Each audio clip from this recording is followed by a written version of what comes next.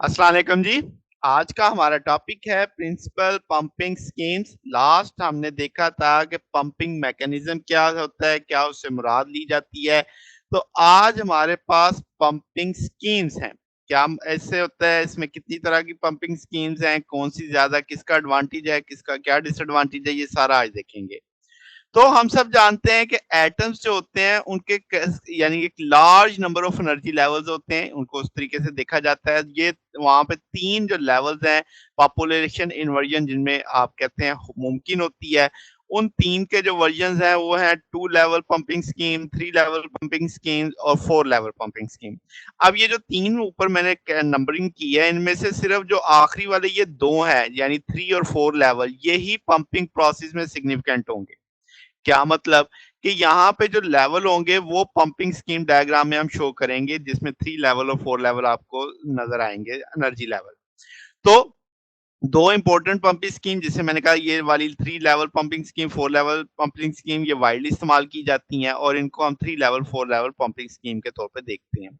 अब step by step समझते हैं ताकि हमारे वहाँ तक एक कंसेप्ट बन सके। अब 2 लेवल को समझेंगे तो पता चलेगा कि 3 और 4 क्यों अहमियत के हैं। तो आपके पास जब मैं 2 लेवल पंपिंग स्कीम बोलता हूँ तो इसमें सिर्फ 2 एनर्जी लेवल होंगे, एक ग्राउंड स्टेट, एक एक्साइटेड स्टेट। अब हम जानते हैं कि एटम ने फोटॉन अब्सॉर्ब किया और वो एक्साइटेड स्टेट से चला गया, यानी ग्राउंड से पहुंचा कहाँ पे, एक्साइटेड स्टेट में। अब यहाँ पे स्टिमुलेटेड इमिशन करवाना बड़ा मुश्किल है। क्यों? क्योंकि इलेक्ट्रॉन स्पॉन्टेनियसली नीचे आएगा और वो स्पॉन्टेनियस वहां पे 10⁻⁸ सेकंड बाद उसने आना ही आना है, यानी उसने रेडिएशन एमिट करनी है। तो वो जो फोटॉन होगा इतने कम टाइम में, यानी उसके लिए जो आके जिसने इसको एक्साइटेड से इंड्यूस करना था नीचे आने के लिए, वो नामुमकिन होगा, मुश्किल होगा उसके लिए कि वो स्टिमुलेट करे इस एक्साइटेड एटम को। तो इसलिए हम कहते हैं कि स्पॉन्टेनियस मिशन हो जाती है 2 लेवल पंपिंग स्कीम के अंदर। अब इसका मतलब क्या हुआ कि जो आपकी डेंसिटी ऑफ एटम है N2, यानी ये जो आपके पास एक्साइटेड स्टेट है, वो हमेशा कम होगी किससे, ग्राउंड स्टेट से, जिसे हमने स्टेट N1 नाम दे देते हो। तो जो डेंसिटी ऑफ एटम है ग्राउंड स्टेट में वो लार्जर है किससे, एक्साइटेड स्टेट से। तो आप कहेंगे कि मैक्सिमम चांस होगा इंड्यूस अब्जॉर्प्शन का देन स्टिमुलेटेड इमिशन। तो इसलिए हम कहते हैं पॉपुलेशन इन्वर्जन हासिल करना मुश्किल है। तो इसका मतलब ये तो चीज हमारे किसी काम की नहीं कि ताकि हम तो चाहते हैं ना एक सस्टेन आपके पास अगर एटम ज्यादा हो एक्साइटेड स्टेट में, तो क्या हो करना पड़ेगा, तो हमें एक ऐसी सिचुएशन क्रिएट करनी पड़ेगी कि इलेक्ट्रॉन ज्यादा देर ठहरे एक्साइटेड स्टेट में, ताकि हम क्या कर सकें, स्टिमुलेशन कर सकें, हासिल कर सकें। तो हम एक एक और एनर्जी स्टेट लेके आते हैं ग्राउंड स्टेट और एक्साइटेड स्टेट के दरमियान में, जिसको हम क्या बोलेंगे, इस इंटरमीडिएट स्टेट को मेटास्टेबल स्टेट। पीछे एक पूरा लेक्चर हमने दिया मेटास्टेबल स्टेट क्या होती है, इससे क्या मुराद ली जाती है, कैसे बनती है। तो मेटास्टेबल स्टेट भी एनर्जी की स्टेट है जो हम मान के ग्राउंड स्टेट और एक्साइटेड स्टेट के बीच में होगी, जहां पे ट्रांजिशन टेक प्लेस होगी जब एक्साइटेड से ग्राउंड में जा रहे होंगे। यानी आपके पास अब ये स्टेट ज्यादा स्टेबल होगी, एक्साइटेड स्टेट है, क्योंकि यहाँ पे ठहरने का टाइम उसके लिहाज से बहुत ज्यादा है।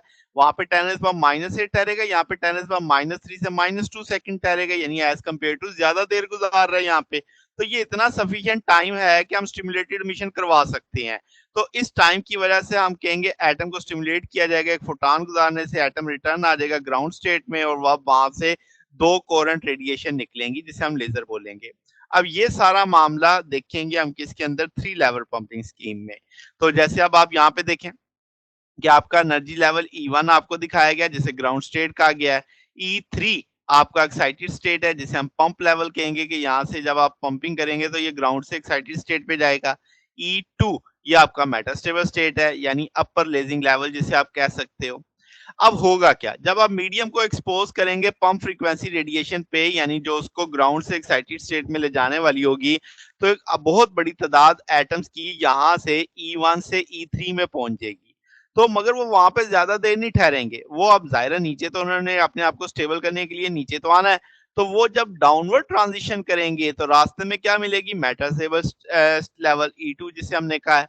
तो यहाँ से नॉन रेडिएटिव ट्रांजिशन वो अमिट करेंगे और आपके पास एटम अब ट्रैप हो जाएगा स्पॉन्टेनियस ट्रांजिशन से E2 और E लेवल में।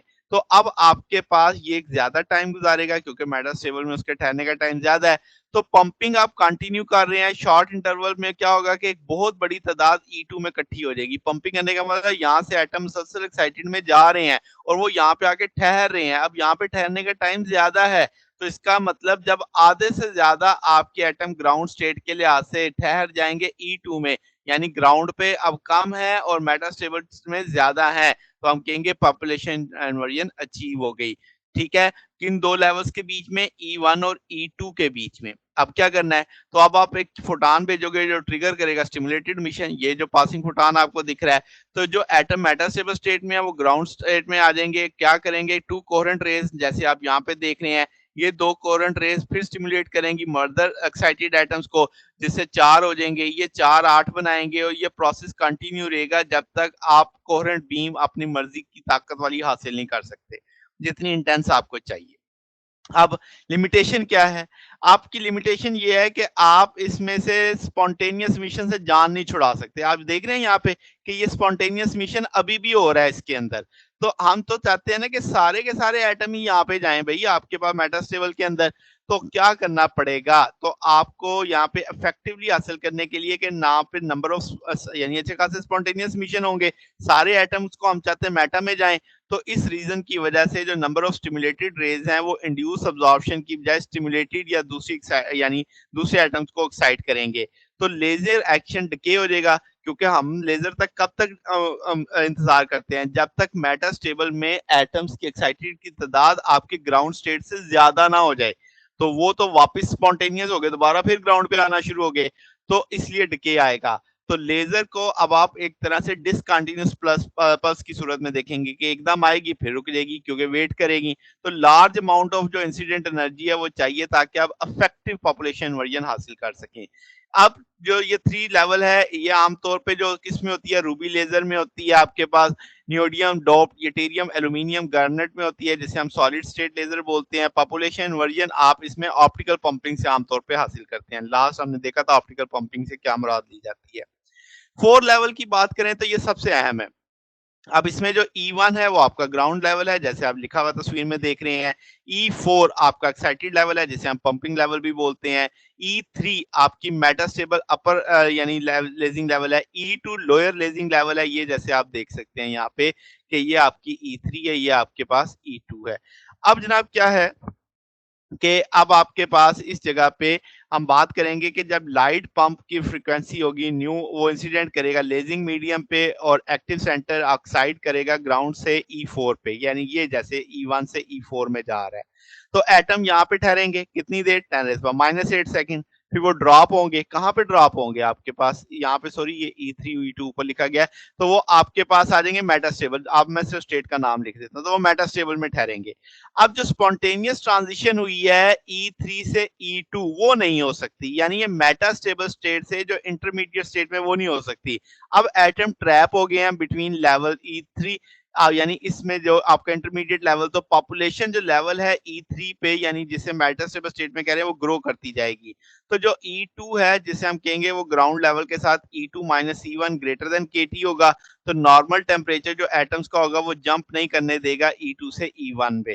ठीक है, तो आपके पास स्ट्रेंथ ऑफ थर्मल एनर्जी उनकी इतनी नहीं होगी, तो हम कहेंगे कि जो E2 है वो वर्चुअली एम्प्टी है। अब मैं यहाँ पे अगर काम कर दूं एक कि आपके पास मेटास्टेबल वाला E3 है, ये E2 है, यानी इंटरमीडिएट स्टेट E2 है, तो मुझे यहाँ पे थोड़ी-सी करेक्शन करनी पड़ेगी सारों में ही। तो ये E2 नहीं है, आप इसे फिल वक़्त क्या लिखो, E3 लिख दें। तो आपके पास मैं जहाँ-जहाँ E2 था उसे मैं E3 कर देता हूँ और जहाँ E3 था उसे E2 कर देता हूँ, तो आगे आपको समझ रहे। तो जी। आप देख सकते हैं, अब इसे मैं थोड़ा-सा रिवाइज़ भी करवा दूँगा कि क्या हमने किया क्या बुनियादी तौर पे। तो आपके पास यहाँ पे E2 की जगह हमने क्या लगाना है, E3 और E2 की जगह क्या आना है, E3। अब आपको यहाँ पे E3 इसकी जगह और यहाँ पे E2 आएगा आपके पास। जी, अब समझते हैं इस बात को। जी, अब आप जैसे कहें कि स्पॉन्टेनियस ट्रांजिशन है फ्रॉम E2 यहाँ से ये जो मेटास्टेबल स्टेट है कहाँ तक E3 तक, वो नहीं हो सकती क्योंकि एटम ट्रैप हो गए हैं किसके बीच में। अब आपके पास E2 यानी लेवल E3 पे और आपकी पॉपुलेशन जो है E3 पे रैपिडली ग्रो करेगी, यानी यहाँ पे अब आपके पास क्या है, जो लेवल E3 है वो ग्राउंड लेवल से सच दैट है कि E2 माइनस E1 बराबर है KT से। तो आपके पास नतीजतन क्या होगा कि जो लेवल E3 है वो वर्चुअली एम्प्टी होगा, यहाँ पे कुछ भी नहीं होगा। तो इसका मतलब ये होगा जब आप E3 को E2 के लिहाज से देखोगे तो E2 में तो एटम्स की तादाद हमेशा ही E3 से ज्यादा होगी। तो ये हर वक्त मुयस्सर है पॉपुलेशन इन्वर्जन करने के लिए। यानी सादा लफ्जों में पॉपुलेशन इन्वर्जन की शर्त क्या थी कि ऊपर वाले एनर्जी लेवल में एटम की तादाद ज्यादा हो, नीचे वाले में कम हो। अब E3 जो इंटरमीडिएट स्टेट है ये वर्चुअली एम्प्टी है। एम्प्टी होने का मतलब जहां पे जितनी भी तादाद होगी इसका अंदर वो इससे तो ज्यादा ही होगी। तो आप हर वक्त वहां से लेजर करवा सकते हैं, लेजिंग एक्शन करवा सकते हैं। तो इसका मतलब आप chain of stimulated mission start करवा सकते हैं दो नदी, ये जो दो लेवल हैं E3 और E2 के बीच में। तो अब आपके पास मामला क्या हो जाएगा कि आपके पास एटम सब्सिक्वेंटली जाएंगे नॉन रेडिएटिव ट्रांजिशन, तो यहाँ पे ग्राउंड लेवल 1 तक, जैसे यहाँ पे आप देख सकते हैं कि E3 से वो जाएंगे। तो अब आपके पास मामला क्या है कि इस तरीके वो फिर दोबारा से उसे एनर्जी लेंगे, फिर ऊपर चले जाएंगे, तो इस तरीके से मामला चलता जाएगा। तो एडवांटेज क्या है इस मेथड का कि आपके पास जो इलेक्ट्रॉन पास कर रहे हैं 3 लेवल से, यानी ग्राउंड स्टेट से इफेक्टिवली पॉपुलेशन इन्वर्जन अचीव हो गई। तो जो नंबर ऑफ स्पॉन्टेनियस है वो मिशन वो बिल्कुल ही कम है, ना होने के बराबर है। जो एनर्जी रिक्वायर्ड थी पंपिंग के लिए वो भी कम है एज कम्पेयर टू 3 लेवल के लिए। तो ये आपको कंटिन्यूस पल्स देगी। अब ये हीलियम नियॉन लेजर के अंदर होता है, कार्बन डाइऑक्साइड लेजर्स के अंदर होता है, गैस लेजर के अंदर होता है कि पॉपुलेशन वर्जन अचीव कर ली जाती है इलेक्ट्रिकल डिस्चार्ज मेथड की मदद से। अब आपके पास 3 लेवल में ऑप्टिकल था, यहाँ पे इलेक्ट्रिकल डिस्चार्ज मेथड है। अगर हम कंपैरिजन करें तो जो 3 लेवल पंपिंग स्कीम थी, जो टर्मिनल लेवल लेजिंग ट्रांजिशन का था वो साइमल्टेनियसली ग्राउंड लेवल के साथ था, और आपके पास पॉपुलेशन वर्जन अचीव करने के लिए जरूरी था कि आधे ग्राउंड एटम पे आधे एटम हो और जो हमारा लेवल है अपर लेवल उस पर आधे से ज्यादा हो, यानी N2 ग्रेटर हो N1/2 से।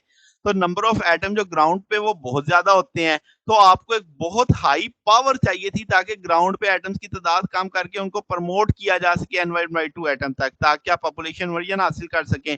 जबकि इसके मुकाबले पे 4 लेवल के अंदर जो टर्मिनल लेवल है ट्रांजिशन का वो वर्चुअली एम्प्टी है और पॉपुलेशन वर्जन आपकी हर वक्त ही हासिल है आपको। तो स्मॉलर नंबर ऑफ एटम भी अगर अपर लेवल पे होंगे तो आप उनको पंपिंग पावर देके यानी स्टैब्लिश कर सकते हैं पॉपुलेशन वर्जन। फिर अगला मामला क्या है कि जो आपकी 3 लेवल पंपिंग स्कीम है उसमें एक दफा आप स्टिमुलेटेड एमिशन कमेंस करेंगे, यानी एक दफा होगा फिर वो सारा मामला करेगा। तो पॉपुलेशन वर्जन आपकी रिवर्ट करेगी नॉर्मल पॉपुलेशन पे, फिर लेजिंग रुक जाएगी, फिर आप एक्साइटेड एटम का इंतजार करेंगे कि वो आए, तो ये लेजिंग अगेन आप करेंगे पॉपुलेशन वर्जन जब तक दोबारा नहीं हो जाती। तो इसका मतलब आपको एक पल्स्ड आउटपुट आएगी। जबकि 4 लेवल पे जो कंडीशन है पॉपुलेशन वर्जन की वो आप बगैर किसी इंटरप्शन के बना रहे हैं। क्या आपकी लाइट मुसलसल लेजर लाइट मुसलसल आती रहेगी, तो लेजर ऑपरेट करेगी कंटिन्यूस वेव मोड के अंदर। तो इसलिए हमारे पास जो ज्यादा फायदेमंद है वो कौन सी हुई, 4 लेवल लेजर। तो ये हमारे पास आज का टॉपिक था। अगर आपको इसमें कोई बात पूछनी हो, डाउट हो तो नीचे कमेंट्स में पूछ सकते हैं। वीडियो अच्छी लगी हो तो वीडियो को लाइक कीजिएगा, दोस्तों के साथ शेयर कीजिएगा, चैनल को सब्सक्राइब कर दीजिएगा। अब तक के लिए इतना ही, बाकी इंशाल्लाह फिर नेक्स्ट देखेंगे। ओके, अल्लाह हाफिज।